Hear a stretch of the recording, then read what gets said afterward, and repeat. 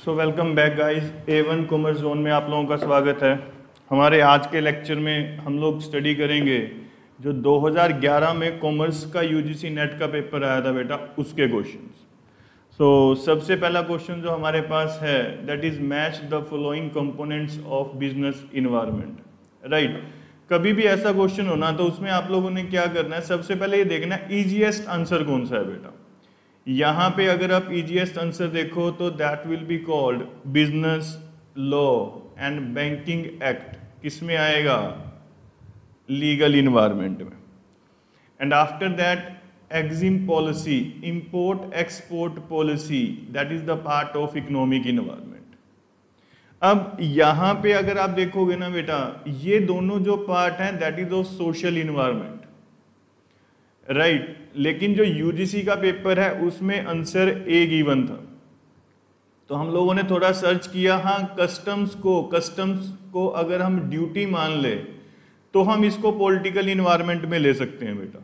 Otherwise social values and customs दोनों किसके part थे? सोशल इन्वायरमेंट के। But as the answer given by the UGC it is called a है बेटा इसका आंसर। लेकिन अगर आप वैसे देखेंगे तो सोशल एंड कस्टम दोनों किस में आते हैं? सोशल वैल्यूज एंड कस्टम किस में आते हैं? सोशल इन्वायरमेंट में बेटा। Next we have planning is a dash process. इन्होंने कहा प्लानिंग कौन सी प्रोसेस है? फर्स्ट गोल ओरिएंटेड, यस, क्योंकि प्लानिंग किसके लिए होगी? किसी ना किसी गोल के लिए होगी। सेकंड फ्लैक्सिबल, हाँ फ्लैक्सिबिलिटी फुल नहीं होती, एक लिमिटेड लेवल तक फ्लैक्सिबिलिटी हो सकती है प्लानिंग में। टाइम बाउंड, बिल्कुल सही बात है, आपने कोई ऑब्जेक्टिव अगर पूरा करना है तो एक स्पेसिफिक टाइम के लिए आप लोग प्लानिंग करते हो। तो इसका जो आंसर है दैट इज कॉल्ड ए बेटा, all of the above, sorry D, all of the above. Then next we have which of the following have not been open for the private participation. देखो power sector में हम लोगों के पास government sector and private sector दोनों है बेटा। Telecommunication में तो हमें पता है Vi, Airtel, right, and BSNL ये हैं। एजुकेशन सेक्टर में प्राइवेट स्कूल, गवर्नमेंट स्कूल। तो जो रिमेनिंग रह गया दैट इज कॉल्ड रेलवे। ये हम लोगों के पास क्या हो जाएगा? आंसर हो जाएगा बेटा। And that sector is not open for the private sector participation बेटा। Then next we have VAT. VAT की जो फुल फॉर्म है ना बेटा that is called value added tax. अब वैल्यू एडिड टैक्स इन्होंने बोल दिया is imposed directly on consumers. गलत है। क्यों? क्योंकि हम किस पे लगाते हैं? प्रोड्यूसर पे, और प्रोड्यूसर किससे चार्ज करता है? कंज्यूमर से। On the final stage of production ये भी नहीं होता। On all stages of production to final sale, yes, ये होता। वो क्यों? मैंने कहा ए फर्म है, बी फर्म है, सी फर्म है। ए फर्म ने वैल्यू ऐड की किसी प्रोडक्ट में 1000 और ये बी को सेल कर दिया, तो ए किस पे टैक्स पे करेगा? 1000 पे। बी ने 1000 का परचेज किया, वैल्यू ऐड की, सी को सेल कर दिया, इसने कितनी वैल्यू ऐड की? 500।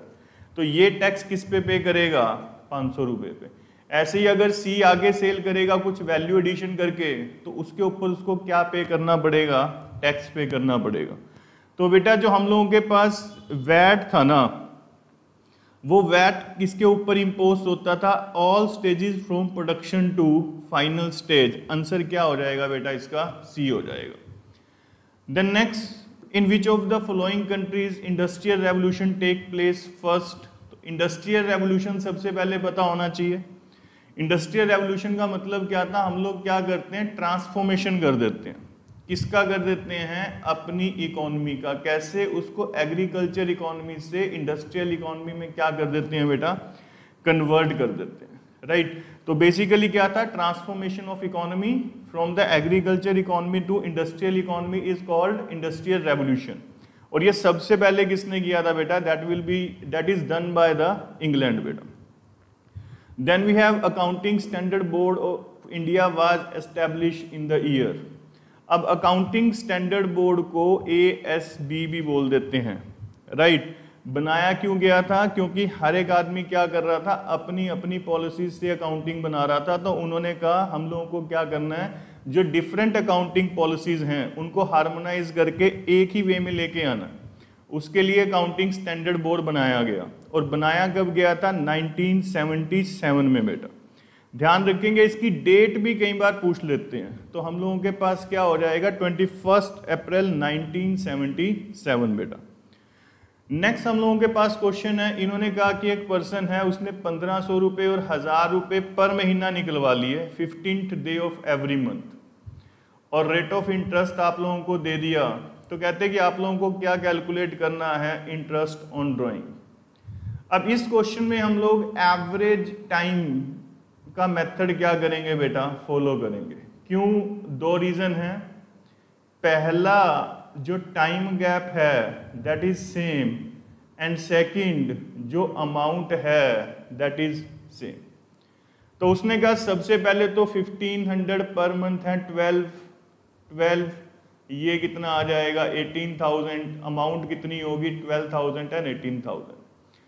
रेट ऑफ इंटरेस्ट आप लोगों को गिवन है। अब बात आती है टाइम की, तो यहां पे हम फॉर्मूला क्या लगाएंगे? Time left after first withdrawal plus time left after last withdrawal divide by 2, जो कि आएगा 11.5 प्लस 0.5 डिवाइड बाय 2, तो आ जाएगा हम लोगों के पास 12/2 and it will call 6 month.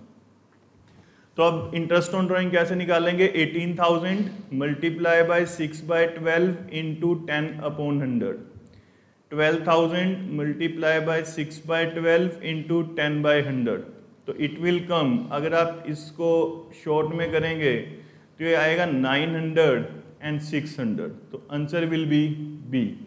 Interest on drawing का लेक्चर हम लोगों ने डाला हुआ है, अगर आपको ये इसकी डिटेल चेक करनी है तो आप वहां से चेक कर सकते हैं कैसे कैलकुलेट करते हैं। Then next we have, if purchase consideration is calculated by adding various payment to be made, this method is called। अब यहाँ पे ये ध्यान रखेंगे, various payments मतलब अलग अलग पेमेंट्स हमने की हैं। तो सबसे पहले क्या था? Lump sum method. इसमें क्या होता है? हम क्या करते हैं? एक सिंगल अमाउंट पे करते हैं बेटा।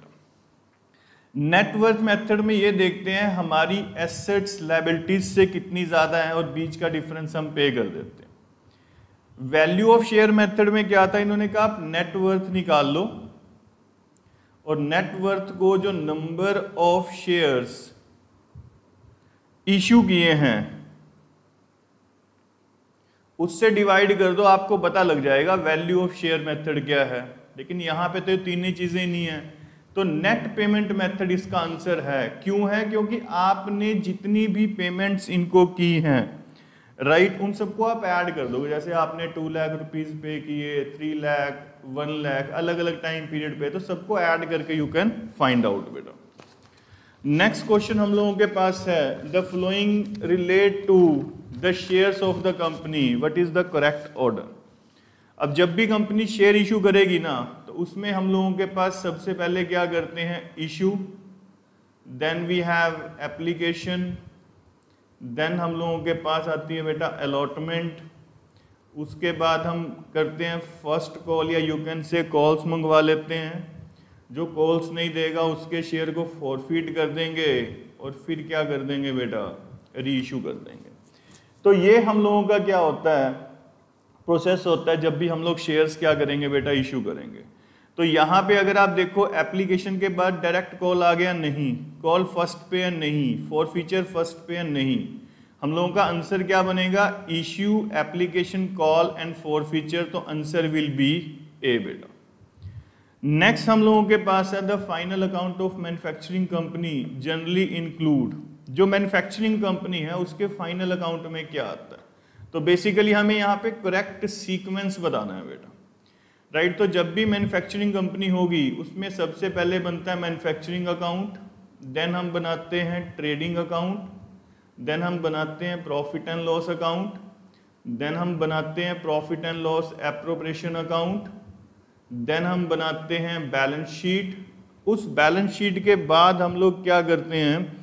We are going to make analysis and then we are going to make interpretation. ये प्रोसेस होता है। तो इस प्रोसेस के अकॉर्डिंग हम लोग देखेंगे सबसे पहले मैन्युफैक्चरिंग, देन हम लोग बनाएंगे trading account, then profit and loss appropriation, and at last we have to make balance sheet, right? So the answer will be B आ जाएगा बेटा यहाँ पे। नेक्स्ट हम लोगों के पास है revealed preference theory was propounded by. Revealed preference theory किसने दी थी बेटा? पॉल सैमुअल्सन ने दी थी बेटा। अब ये थ्योरी क्या कहती थी? ये थ्योरी ये कहती थी कि अगर हमें किसी भी कस्टमर की प्रेफरेंस को पता करना है तो हम लोग क्या करेंगे, उसका परचेजिंग बिहेवियर चेक कर लेंगे बेटा। जो परचेजिंग डिसीजन है वो चेक कर लेंगे, किसके अंदर? दो कंस्टेंट्स के अंदर हम लोग चेक करेंगे, उसके इनकम लेवल एंड जो प्राइस लेवल है उसके अकॉर्डिंग उसका क्या बिहेवियर रहेगा, राइट? तो under the given constants such as income and price, अगर हम ये चेक करें कि गिवन इनकम और प्राइस के ऊपर किसी कंज्यूमर का क्या परचेजिंग डिसीजन रहता है, परचेजिंग बिहेवियर रहता है, that is called revealed preference theory and given by the Paul Samuelson बेटा। Next we have which concept is consider as myth. इसका स्ट्रेट फॉरवर्ड आंसर है बेटा परफेक्ट कंपटीशन, क्योंकि परफेक्ट कंपटीशन कहता था जितने भी प्रोडक्ट बिक रहे हैं सब सेम है और सबका प्राइस क्या है? सेम है। जबकि आज की मार्केट में ऐसा नहीं होता।